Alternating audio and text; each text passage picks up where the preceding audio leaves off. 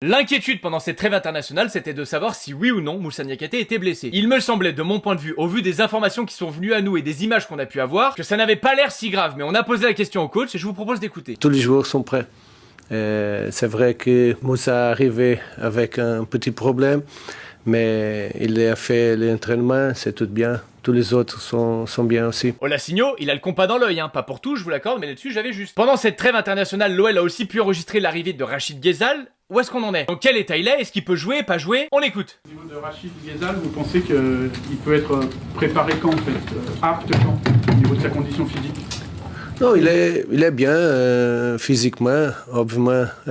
Il a besoin de faire plus d'entraînement, mais il est bien, il sera dans le groupe. Naturellement, ne jouera pas, ne commence à jouer, mais un joueur prêt pour aider l'équipe. Rachid Ghezal, dès dimanche, sera convoqué avec le groupe et portera la tunique lyonnaise pour commencer sur le banc. Et enfin, pour les plus curieux d'entre vous, vous avez dû vous rendre compte que Satriano a disparu des réseaux sociaux. Alors pas sur ses réseaux, mais depuis la vidéo de présentation et son tout premier entraînement, il n'apparaît plus du côté de l'OL. Qu'est-ce qui se passe? Du coup, on a aussi posé la question au coach et on écoute. Et votre dernière recrue, enfin l'avant-dernière, Martin Satriano, sera aussi apte à jouer?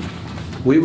Il avait aussi pendant la semaine un petit problème, mais aujourd'hui aussi fait la science et il est prêt aussi pour aider l'équipe. On est soulagé parce que je vous avouerai que l'espace d'un instant, même s'il n'y a pas de raison qu'il y ait de loup, je me suis dit putain, qu'est-ce qui se passe? Il y avait un pépin, ça a été réglé, ça m'étonnerait qu'on se présente face à Rennes sans numéro 9. Maintenant, même si on a le sentiment qu'il n'y a personne pour jouer à ce poste, la vérité c'est que pour le coach, il y a 3 options, ou Satriano, ou Enzo Molebe, ou Alejandro Gomez, sachant que les deux pendant la trêve internationale ont planté chacun de leur côté.